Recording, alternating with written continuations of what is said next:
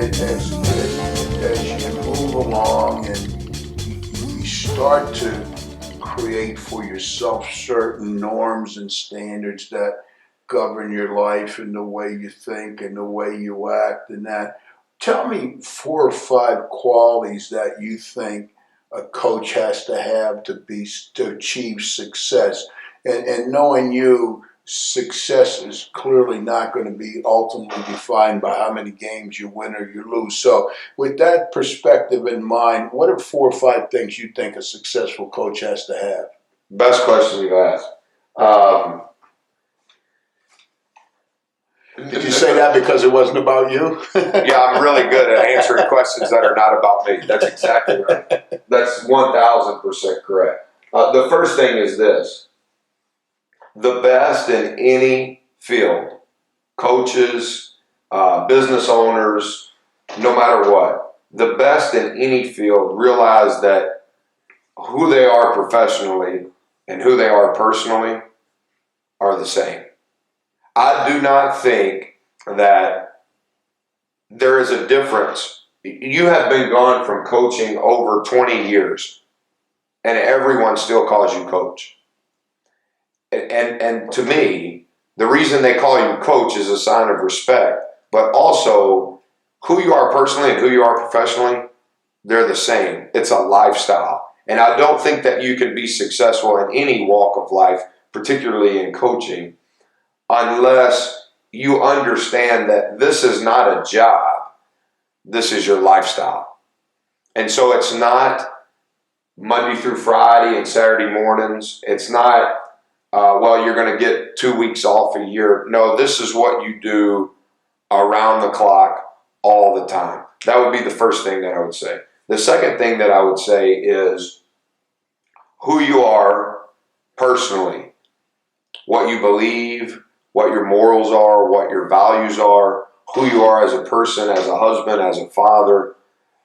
Those things should enhance who you are as a coach, not take away from. I've seen so many guys so talented in their skill set as a coach, but struggled with their relationships off the floor, whether that be with a girlfriend, whether that be with their wife, whether that be with their children, whether that be with how they handled their money. Those things personally should enhance who you are professionally, not take away from. The third thing, you can never have a high level, an elite level of success unless the foundation of that success is built on love, number one, and built on truth, number two. You see so many coaches in your life, and I have begun to see it in my life, where the foundation, and nobody knows the foundation. The older guys that I hang around with, I've learned a really good lesson from them. And I'm veering off, and I'll come back to your question. You never know if anybody's good until about year 4 or year 5. Because in year 1 and year 2, they may be living off what somebody else did. Or they may only have a plan for how to be good in years 1, year 2, year 3. The best ones are able to do it over a career, over a lifetime. And there's going to be ups and downs in that career, in that lifetime. But it's not a great ascent and then a complete drop-off. And I think when I'm talking about, to answer the third part of the question, that foundation, we can have this conversation and you can interview people that are way more talented than you have, and I appreciate you even considering me to do this because I've watched all of them. You watch John Chaney's interview, you watch the guys that you have interviewed, they're not doing it for any reason other than their relationship with you. I don't think that they're doing it for their ego. I don't think they're doing it for any reason other than their relationship with you, and maybe somebody else that's watching it can learn. But the foundation can be hidden And your foundation, if it's not built on love and if it's not built on truth, it will never work. It may grow, but it's eventually going to die. It may grow higher than a lot of comparable other schools or jobs or teams, but eventually, because the roots are not cared for and they're only concerned with the fruit of the tree and not the roots, and the roots are love and trust. I've been thankful and fortunate to work for really good people. And I think back to all the people that I've hired, trainers and strength coaches and assistant coaches and minority assistants and GAs and managers. And I'm a really bad person to interview. Because really what I want to do, coach, is, hey, let's go get something to eat and walk around. And by the time that 2-hour period is over, in my opinion, my instincts will tell me whether or not their foundation is built on the right things. Not about their skill set, similar to what you said to me. Buzz, I don't even know that we ever talk about basketball other than to say congrats. You're right. I don't know that we ever have. I don't want to talk about it. I don't talk to our team about basketball a lot. I don't talk to our staff about basketball a lot. I talk to our team and I talk to our staff about growing, about improving, about loving one another, about being a great teammate, about fostering growth. How can I help you? Can you help him? Can he help me? How can we help one another? And I'm saying those things during timeouts. I'm saying those things during halftime. The things that make me excited and the things that make me disgusted have nothing to do with X's and O's. And I think I'm very average when it comes to X's and O's because my attention span is restless in that facet of our world. Because I don't think that our world exists on X's and O's. I think it exists on the people that are loved and that are trustworthy.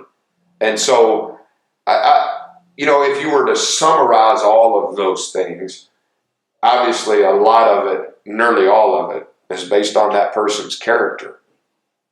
And if you can get past that character, whatever that is, I think this is probably where I struggle the most. At 40 years old, entering year 19, having been at 7 different institutions, this is the longest I've ever been anywhere. I have no problem eating Hamburger Helper every day. But I also don't have a problem eating a filet. But I want to know that the ones that are eating the fillets, I wonder if they've ever eaten Hamburger Helper. Because if you look at the people that I've hired, that the people that I think have helped me, the people that have made our program what it is, when you look at them, Coach Rav, and you look at their bio and you look at their resume, you go, how the hell did they get here? But you know what? When you look at my resume, that's why the Milwaukee Journal-Sentinel, the day I was hired, said, who the hell is Buzz? Question mark. They know now, though, baby. They know now. But I can never let go that the people that I want to be associated with are the ones that when you get past their character, that they're good people, they're built on the right things. I want the ones that have struggled to get here. Not the ones that have always worn dry fit. Now, I want to know how many cotton t-shirts have you worn?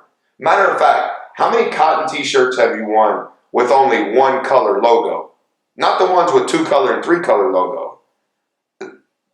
Those are the guys that I'm most attracted to. And you know what, Coach Rav? It's the same thing with the players. It's the same thing with the players. I don't want to watch a kid play 4,000 times. I don't. I get bored with it. I'm restless with it. What I want is, where's your mom at? Where's your grandpa at? I'll meet you over there. I'll meet you on the porch. Let's talk for a little bit. Not about basketball. I want to know the culture that you're from. And I want to explain to you what our culture is. And let's see if it's a match. Let's see if it's a fit. Let's see if everything that everyone has poured into your life at 18 years old, let's see if they trust us to take you at 18 for the next 4 years and believe in what we're going to pour into you. And now at 23, when you leave here, the combination of our experience together and what you learned on that porch with grandma and grandpa and mom, sometimes dad, the combination of that makes you the absolute best that you can be. Not can you play in the NBA. Maybe God has that in store for you. Maybe he doesn't. It is those two things combined going to make you tough enough that no matter what comes your way, good or bad, that your character will be revealed. Amen, brothers. Folks. They don't say amen at the Catholic Church. They do it. They do it at the black churches, and I know one thing. For the last 5 or 6 minutes, I've been in church, I can hear the sisters in the back saying, "Amen, amen, amen, brother." And we're gonna take a break while they pass. They're gonna pass the amen. They're gonna pass the auction basket. We can just survive. Reverend Bud. All right, let's take a break.